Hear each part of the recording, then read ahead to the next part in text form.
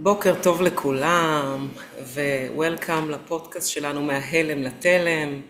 שמי אפרת נגב, אני יועצת ארגונית ומנחת קבוצות, שמתמחה בפיתוח מנהלים וצוותים, בניהול שינוי ובכל עולם השירות. אני שמחה להמשיך את שרשרת קפיטליזם קשוב במסגרת ניהול משאבי אנוש, מיזם מרתק ומעניין של סיפורי השפעה והשראה, סטורי 555, והיום אני נרגשת לארח ולראיין את מיכל שרף, כיום מומחית למנהיגות אישית וארגונית, מנטורית לקריירה, מאמנת למנהלים ולמנהלות, מרצה ומנחה סדנאות לפיתוח אישי וניהולי ומנטלי בעולם העבודה החדש, בעלים ושותפה בחברת איפיקום בע"מ לפיתוח אישי וארגוני. בעלת ניסיון עשיר בניהול בעולמות משאבי אנוש, גיוס ולמידה ארגונית במשרד ראש הממשלה בדרגת אלופת משנה. מיכל בעלת תואר שני במשאבי אנוש, מגשרת, בוגרת קורס דירקטורים, הנחיית קבוצות, ניהול למידה ארגונית, אימון מנהלים ומאסטר NLP.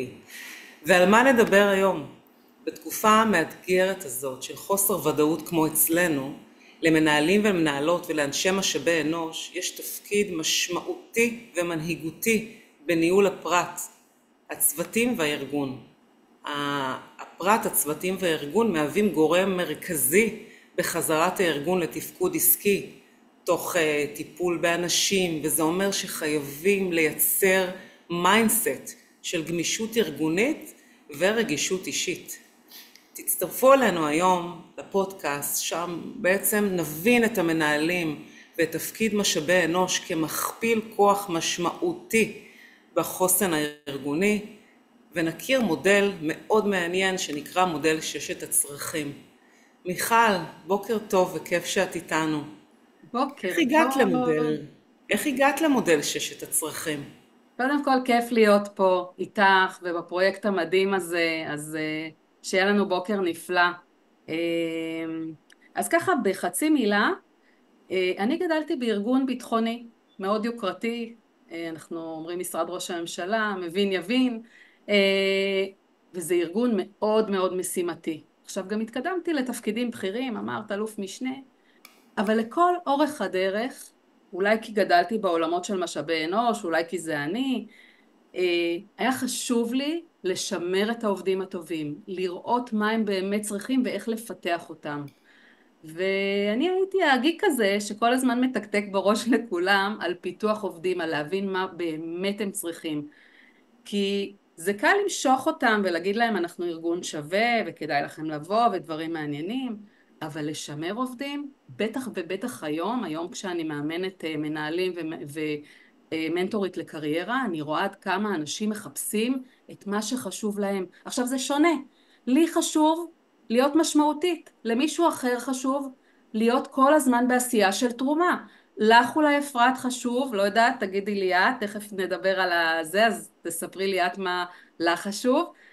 ויש 6 צרכים שהם אוניברסליים, אה, שגם כשהייתי כמנהלת בחירה וגם היום שאני עוזרת ומאמנת אחרים, אני תמיד תמיד תמיד רוצה להגיע לקילוף הבצל הזה שמדבר על מה הצורך של כל אחד. עכשיו כן חשוב שנבין מה זה בכלל המודל הזה, כי כולנו מכירים אולי מודלים אחרים. הוא מדבר על 6 צרכים אנושיים שאין ביניהם היררכיה בעיקרון. הם, כמו שאמרתי, כל אחד עומד בפני עצמו, שזה צורך בוודאות וצורך במשמעות וצורך בגיוון או בשייכות, בהתפתחות או בתרומה. כל אחד זה שונה אצלו, מה הכי חשוב לו, וזה גם משתנה במהלך החיים. יכול להיות שבתקופה מסוימת אני צריכה צורך בוודאות, לא יודעת, התחתנתי, יש לי ילדים, אני רוצה שיהיה לי משהו קבוע, ואחרי 10 שנים אני חייבת את המשמעות, או אני חייבת את הגיוון, וזה יכול להיות גם הפוך. זה יכול להיות, אני מכירה הרבה שמגיעות אליי באיזשהו שלב בחיים, ואומרות לי, רגע, אני בגיל כזה שאני רוצה את הוודאות. עכשיו אצלי זה הפוך, היה לי את הוודאות שהייתי צעירה, היום אני מחפשת את הגיוון ואת המשמעות ואת ההתפתחות, אבל כל אחד זה אצלו משהו אחר, ואנחנו כמנהלים, ולכן זה כל כך מתחבר לקפיטליזם הקשוב ולמנהל השביר שאת דיברת עליו אפרת, כי בסוף אנחנו צריכים להבין מי עומד מאחורינו ולתת גישה הוליסטית לכל הדבר הזה. אז זה בעצם המודל. אני מאוד התחברתי אליו אחרי שהפכתי להיות עצמאית, ואני מנסה להפיץ את הבשורה, וזה בעיניי המקום האידיאלי לכך. מדהים. מיכל, לא מעט מנהלים מסתכלים על הצלחה ניהולית כהצלחה עסקית. אפילו משהו שיותר בעולם הקשיח. המודל שאת מדברת עליו הוא מודל רך. איך את מסבירה את הקשר? קודם כל, בעולם העבודה החדש, רך זה העסקי החדש. בואי נתחיל מזה. בלי רך, אף אחד לא יישאר, אף אחד לא ירצה לבוא אלינו, לא ירצו להתגייס אלינו, ולא ירגישו טוב ולא יהיו פרודוקטיביים ואפקטיביים בעבודה שלהם. אגב, יש מחקר שעשו עכשיו אחרי השביעי באוקטובר, רמת האפקטיביות מאוד מאוד ירדה בארגונים. אם מנהלים לא יבינו שהם חייבים לתת את המענה האישי, הפרסונלי, הרך הזה שאת אומרת לעובדים שלהם, הם יישארו או עם בינונים נמוכים, או לבד. יש גם ארגונים שלאט לאט אנשים נושרים מהם, ואנחנו רוצים את הטובים ביותר, ואנחנו רוצים את הטלנטים. וטלנטים, בואי, זה תוכנית שימור אישית שמבוססת בעיניי על כל התיאוריות האלה ההוליסטיות, ברמה, רגע, יש לי איזה דוגמה, יש איזה מנהל שאמר, יש לי עובד שאני חייב להשאיר אותו. הוא, בלעדיו אני מרוסק, כאילו אין לי מחלקה. ואמרתי לו, מה הוא צריך? לא ממש ידע לדבר את זה. עשינו תהליך, עשינו תוכנית, עושה איתו שיחות הבנת צרכים, אוקיי? אני בעולם הגישור, מאוד כל הזמן מקלפת את המקום של האנשים מעמדות לצרכים, מה בבסיס של הדבר הזה. וכשהוא הבין, את יודעת מה הוא עשה? הוא דיבר עם אשתו של הבחור הזה, ושאל אותה מה היא צריכה, כי אותו בחור היה צריך שמישהו ידבר עם אשתו ויסביר לה כמה זה חשוב העבודה שלו, וכמה זה היה ממש כאילו מין תהליך כזה, שהשאיר את אותו בחור לעוד כמה שנים במקום שהוא נמצא בו, וזה מקום חשוב, והבחור הרגיש בסדר, אבל היה לו צרכים אחרים בבית, שהוא היה צריך כאילו לבסס אותם גם. אז סיפור קטן, אבל מאוד מדהים. חשוב. סיפור מאוד מעשי. מיכל, נאה דורש, נאה מקיים. איך הנושא של הצרכים נוגע אלייך ברמה האישית שלך? אז קודם כל, גם בהיותי מנהלת, והחשיפה שלי לכל הנושא של הפוליטיקה הארגונית, לאיך מקדמים אנשים, לאיך מתמודדים עם קונפליקטים, לאיך רותמים ומשאירים את האנשים הטובים, הביא אותי לאיזושהי חשיבה. אני מודה שאני בבסיס שלי הייתי מאוד מאוד משימתית, זה התפתח לי עם השנים, אני מודה.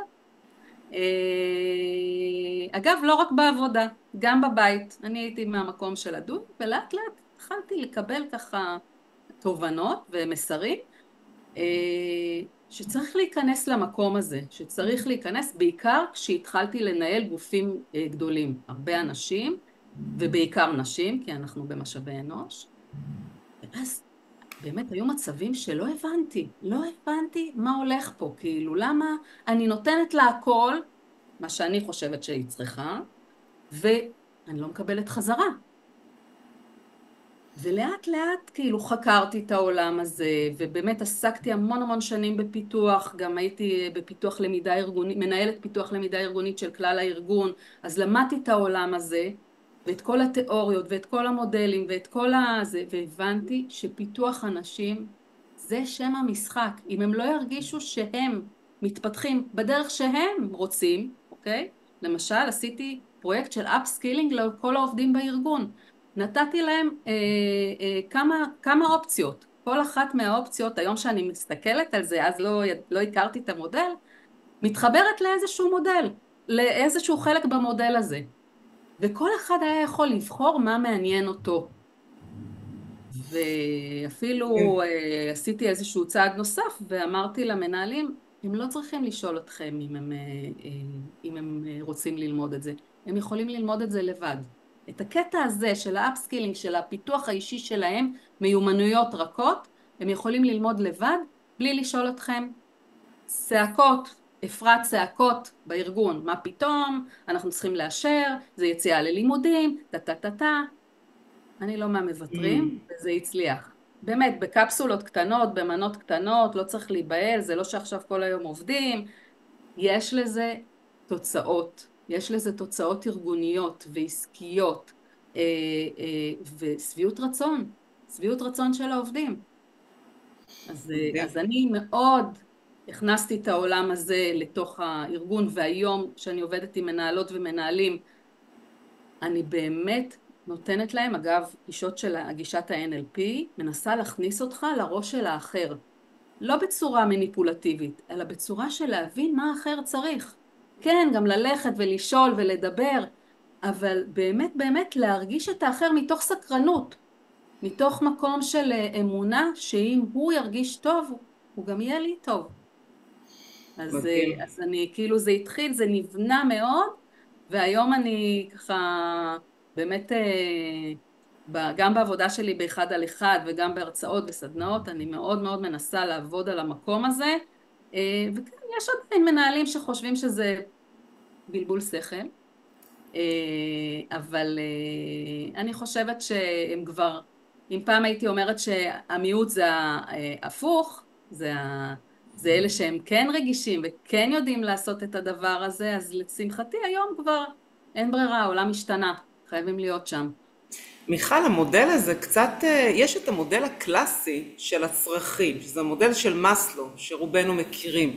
מה ההבדל בין שני המודלים האלה? מה מביא המודל הזה?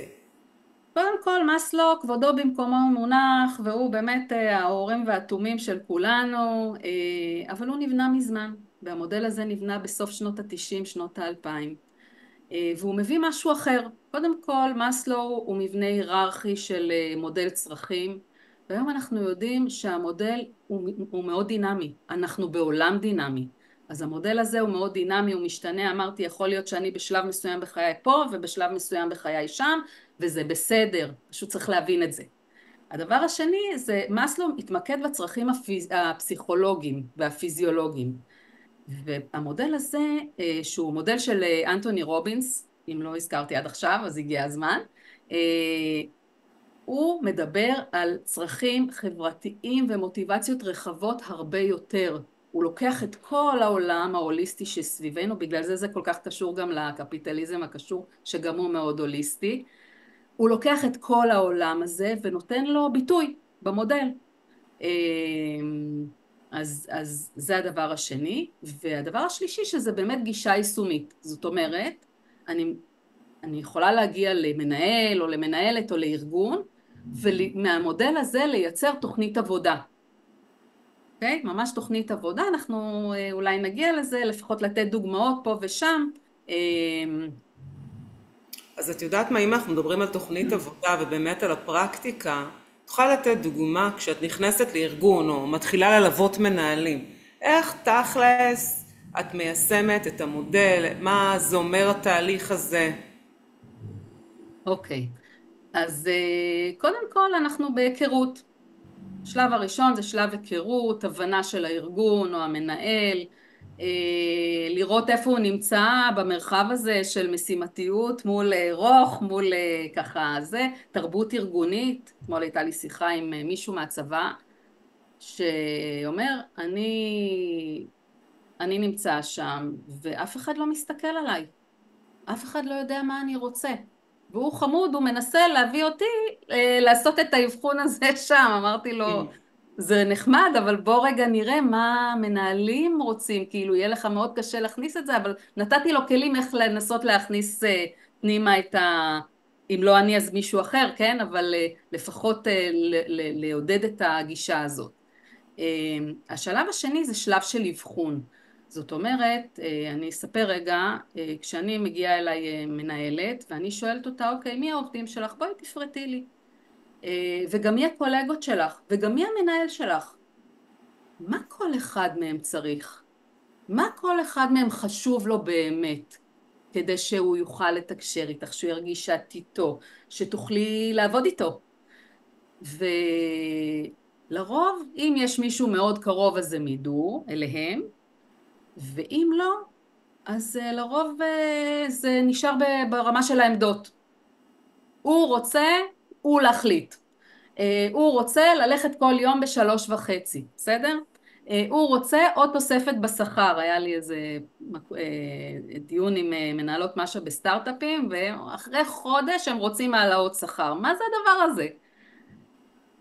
אז קודם כל אנחנו בשלב האבחון, לראות איפה אנחנו עומדים, ואז בשלב התכנון. עכשיו ממש כמו בתוכנית עבודה, נכון? לחוות דעת שנתיות ופרפורמנס יש תהליכים מוסדרים. לפיתוח עובדים ושימור עובדים במעט מקומות יש תוכנית. ואנחנו בונים את התוכנית הזאת, ממש מתכננים אותה. וכמובן אחר כך יישום ומעקב והערכה, ובסוף בסוף גם התועלות, מה התועלות, מה יצא לארגון מזה, אנחנו ממש מודדים את זה. אני יכולה לספר שאפילו אמרתי, בואו נעשה מדידה פשוטה באיזשהו ארגון. בואו ניקח לפני התוכנית, במחלקה מסוימת, כמה ימי היעדרות ומה שביעות הרצון של העובדים בסקר שנתי שעושים, ובואו נעשה את זה שנה אחרי.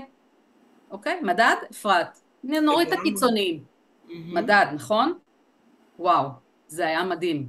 לראות את ההבדל, כי עד הם בסוף כמותני לחלוטין. מנהלים רוצים לראות תוצאות, מדדים, זה בסדר. אנחנו צריכים להתחבר לעולם הזה, בטח כאנשי משאבי אנוש ובטח כיועצים ארגוניים ובטח ככאלה שעושים מימון מנהלים, חייבים להיות בעולם הזה. אבל אני רוצה לתת דוגמה אחת ספציפית קטנה, למשל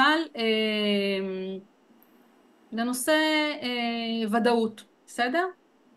אגב, אחרי השביעי באוקטובר, לא בשביעי, אבל נגיד במרץ 24, שאנשים התחילו לחזור ממילואים, ראינו את זה מאוד חזק. אנשים רצו לדעת איפה הכיסא שלהם, שהם עושים את העבודה שהם היו רגילים לפני.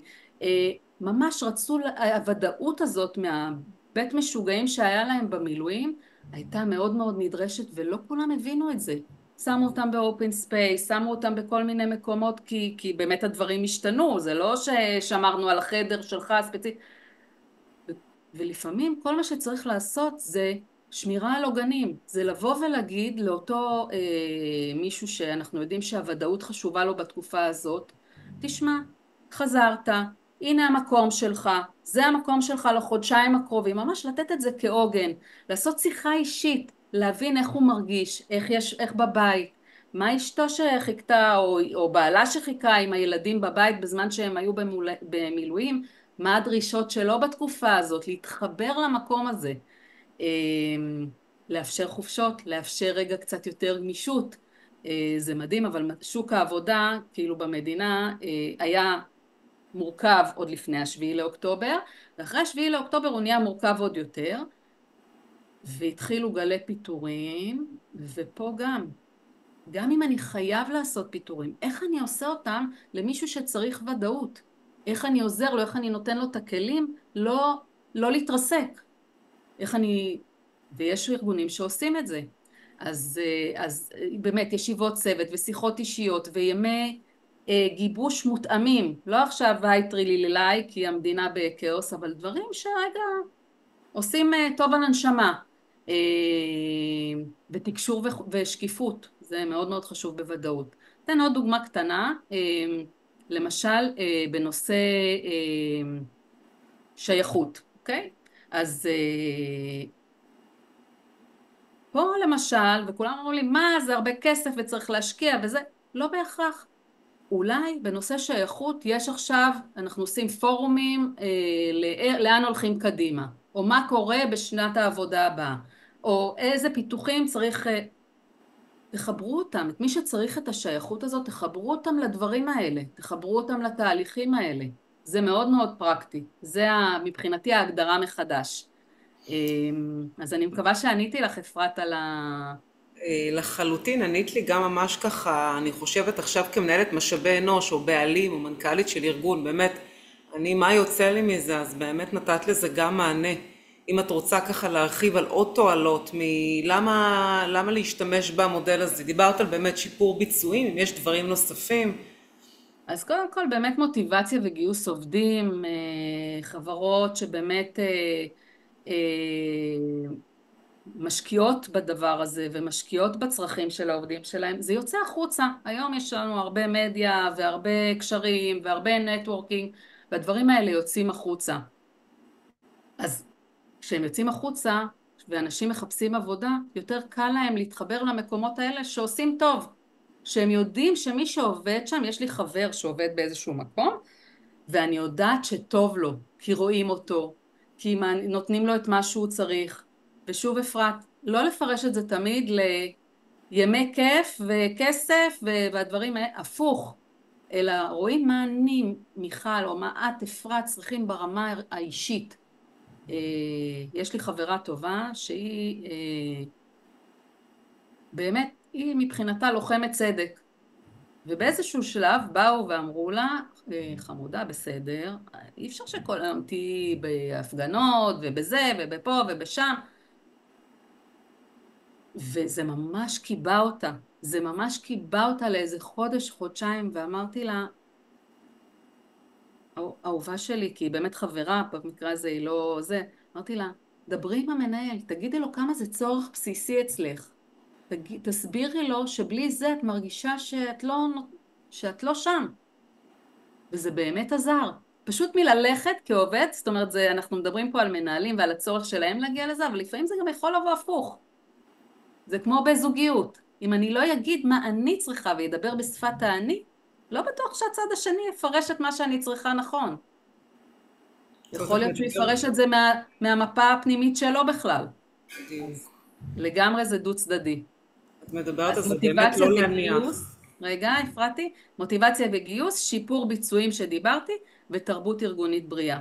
וגם על זה דיברנו, כי היום בעולם העבודה החדש, ההוליסטיות הזאת וההשפעה החיובית על החברה ועל הסביבה ועל בכלל ה-well-being וכל הדברים מסביב הוא קריטי. הוא קריטי להצלחה של החברה ולמוטיבציה של העובדים כדי לעשות אותה גם טובה יותר. את יודעת, זה מדהים שאת אמרת את הזווית ההפוכה גם, שזה לא יבוא מהמנהל, את בעצם אומרת גם לעובד להשתמש במודל הזה על עצמו ולעשות את זה הפוך. בעיניי זו תובנה מאוד מאוד יפה וחשובה. זאת אומרת, אני כעובד לא צריך להיות תלוי במנהל ולחכות שזה יעשה, אלא אני עושה את זה בעצמי וגם דואג לעצמי, שזה מאוד גם מתחבר לקפיטליזם הקשוב. נפלא. מיכל, לסיום, אנחנו מדברים על המודל הזה ועל המשמעות שלו, ובאמת תשמע מודל מאוד מאוד פרקטי ויישומי. איך את באופן אישי מיישמת על עצמך את המודל הזה? אני צוחקת, כי לא תמיד יישמתי. תמיד היה נורא חשוב לי אחרים, אבל על עצמי פחות, ופחות שמתי דגש על מה אני צריכה, ועל מה חשוב לי, ועל איך אני עושה את הדברים, ואיך אני לא פוגעת בעצמי, לא מעמיסה על עצמי יותר מדי, ועבדתי, אמרתי לך, בארגון שעבדתי המון שעות ביום, וויתרתי על המון דברים שחשובים לי, ואני אספר את האמת, הגוף שלי בסוף קרס מהמקום הזה, פשוט קרס. ולצערי אנחנו בדרך כלל מבינים את הדברים האלה רק אחרי שקורה משהו. אז כשקרה משהו הזה, והיו לי פה, ויש לי בן זוג שכל הזמן אומר לי, ואת לא מסתכלת על עצמך, את לא עושה בשביל עצמך ובשביל הגוף שלך, ואני הדפתי, כי היה לי נורא נוח להתמקד בצרכים של אחרים, שבאמת עניינו אותי, אני לא אומרת סתם, אבל אני שכחתי את עצמי עכשיו. אי אפשר לתת אם אין בך. זה מוגבל, המשאבים האלה שלנו הם מוגבלים בסוף. וכשהבנתי את זה ונכנסתי לכל העולם הבאמת תודעתי וההבנה של חיבור גוף ונפש וההוליסטיות הזאת וחיברתי אותה למקום של הניהול, אמרתי רגע מיכל, ואיפה את בכל הסיפור הזה? ושם באמת התחלתי לעשות את העבודה האישית, שם באמת התחלתי להבין מה אני צריכה ומה נכון לי ולהגיד לא. אוקיי? להגיד לא, כי אני נורא בן אדם של doing ולעשות וטה. ולפעמים רגע לעצור, למרות שזה נורא מפתה, ואמרתי על גיוון היום, ולפעמים באים אליי עם הצעות מטורפות של גיוון, שאני עפה מהם, אבל אני יודעת שהם פוגעים לי בצורך אחר, ואני צריכה להגיד לא. אז גם לזהות את המקום הזה ולהגיד לא לאנשים מסוימים, להצעות מסוימות, ובכלל להשקיע יותר בי, במיכל, כאילו, אולי זה יישמע קצת אגואיסטי, אבל אני לא חושבת, אני חושבת שאם אין בי, אין לי מה לתת לאחרים, או שנגמר לי הכוח באיזשהו שלב, שזה מה שקרה לי. אז אני מציעה לכולם, וזה גם מתחבר למה שאמרתי קודם, אם לא באים אליך עם הבירור צרכים הזה, אז תגיד אותו אתה. אנחנו לא תמיד יודעים לעשות את זה, אני לפחות. אז אם זה גם אצלכם, אני אומרת שזה שיעור חשוב בחיים, ואני מאוד מאמינה בו, גם למנהלים וגם כעובדים וגם כעצמאים וגם כשכירים וגם כבני זוג וגם כהורים. ממש, כאילו, אז זה האני מאמין שלי, מאז ומתמיד. ואפרת, אני ממש מודה לך שהזמנת אותי, כי זה היה לי מאוד חשוב לעשות את השידור הזה, ולנסות להעביר הלאה קצת ממה שאני מאמינה בו וחובה אותו גם. אה, וזהו, לי היה אז כיף. קודם כל אני מאוד נהניתי, ונשמע שאת בעשייה ברוכה גם לפיתוח אנשים ומנהלים, למנהיגות אישית, מתוך באמת הבנת הצרכים, נשמע שאת גם ממש חיה את זה, ודווקא הדוגמה האישית שנתת ממש ככה עוד יותר מחזקת את השליחות שלך ואת הנושא הזה, ואני חושבת מיכל שרובנו גם אנשי מקצוע, גם עובדים, גם מנהלים, לא נמצאים במודעות כל כך גבוהה כל הזמן, וכולנו צריכים רגע שמישהו יאיר לנו את הזרקור ויראה לנו בדיוק את מה שהצעת, את המודל המדהים הזה. אז קודם כל תודה רבה, היה מאוד מאוד מעניין, אני הפקתי, למדתי, ובאמת אני חושבת שכל אחד, וכמו שאמרת, אם זה מנהלים, אם זה עובדים, אם זה הורים, אם זה בני זוג, כל אחד יכול ליישם את זה, וזה נשמע לי מודל שממש יכול לשפר חיים, והוא לא מצריך עבודה, זאת אומרת זה לא איזשהו משהו שצריך עכשיו שנה ללמוד אותו, הוא ידידותי למשתמש, והוא נשמע מדהים. תודה רבה, היה לי ממש עונג לארח וללמוד ממך. תמשיכי להפיץ ולהיות בשליחות. המון המון תודה מיכל. תודה אפרת, תודה לך ותודה לפרויקט המדהים הזה, ושיהיה לכולם יום נפלא. תודה, יום טוב.